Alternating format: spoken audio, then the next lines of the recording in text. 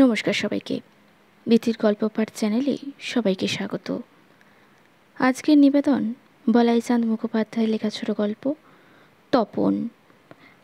তবে আজকের গল্প শুরু করার আগে আমার চ্যানেলে যারা নতুন তারা চ্যানেলটিকে অবশ্যই সাবস্ক্রাইব করে ভিডিওগুলিকে লাইক করে দেবেন। ভালো লাগলে বন্ধুদের সঙ্গে শেয়ার করবেন। শুরু করছি আজকের গল্প।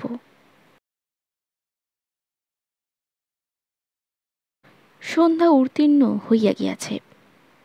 বলিষ্ঠ গঠন ব্যক্তিটি নিজ শব্দ নিপুণতা সহকারে বাতায়ন পথে প্রবেশ করিল। দীর্ঘ দেহ, অবিন্যস্ত রুক্ষ চুল, ঘন কৃষ্ণ চাপদারি, চপলা নিবিষ্ট চিত্তে পড়ছিল। লোকটি নিঃশব্দ পদ সঞ্চারে তাহার সম্মুখে আসিয়া দাঁড়াইল। চপলা, আমি এসেছি। চপলা চিৎকার করিতে গিয়া থামিয়া গেল।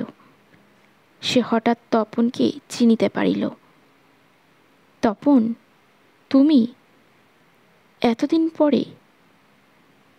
হ্যাঁ, 10 বছরের অক্লান্ত চেষ্টা আজ সফল হয়েছে। আজই জেল থেকে পালিয়েছি। আর দেরি করো না, চলো শিগগিরই। কোথায়? প্ল্যান ঠিক করে ফেলেছি। প্রথম চাটগাঁও, তারপর রেঙ্গুন, তারপর পাহাড় পেরিয়ে। চপলা চুপ করিয়া রহিল। তপন হাসিল। তোমার সিঁদুরটা দেখতে পেয়েছি। জেলে বসেই খবর পেয়েছিলাম। তুমি বীরের গলায় মালা দেবে বলেছিলে না? অবশ্য তোমার স্বামীও কম বীর নন। রায় সাহেব হওয়া সোজা কথা নয়। তুমি অমন করে ঠাট্টা করো না। তোমাকে কথা দিয়েছিলাম তোমার জন্য অপেক্ষা করে থাকব। সে প্রতিশ্রুতি আমি রাখতে পারিনি। আমায় ক্ষমা করো তুমি।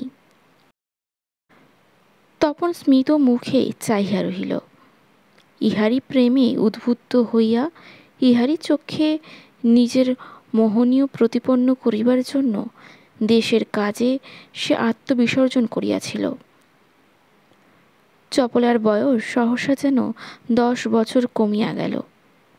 অতীত যৌবনের অকলঙ্ক উন্মাদনা আমার আবার অকস্মাৎ যেন তাহার দেহে মনে ফিরিয়া আসিল। আমি যদি যাই, আমাকে নিয়ে যাবে? সেই জন্যই তো এসেছি। কিন্তু রায় সাহেবটি?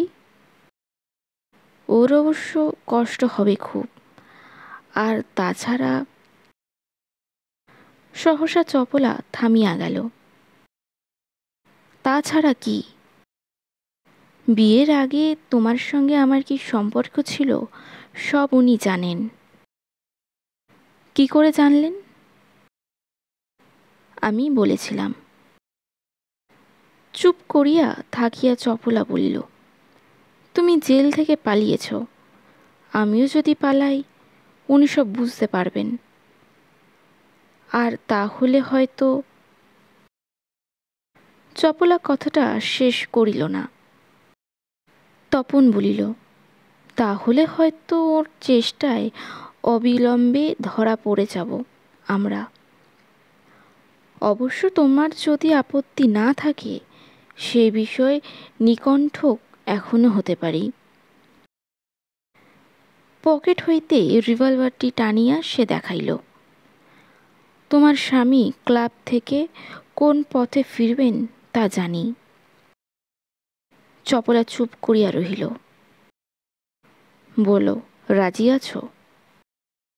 চপলা নির্নিমেষে তপনের মুখের পানে চাহিয়াছিল। মৃদু কণ্ঠে বলিল, আছি।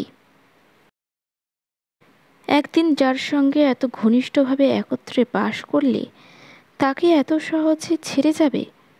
যেতে পারবে?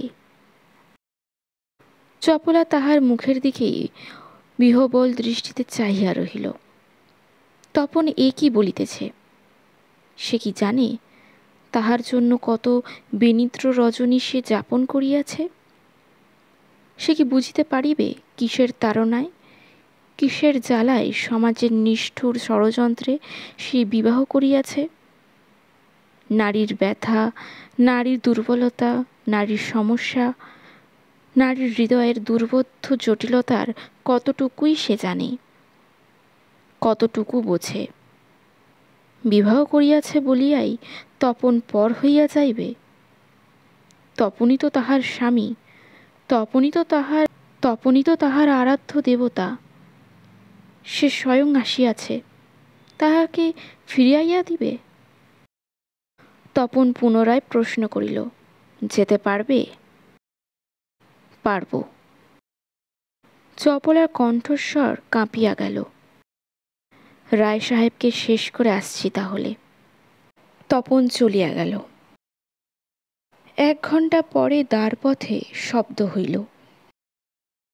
তড়িৎপৃষ্টবৎ চপলা উঠিয়া দাঁড়াইল। দ্বার ঠেলিয়া রায় সাহেব প্রবেশ করিলেন। তপন নয়, তপন আর ফিরিল না।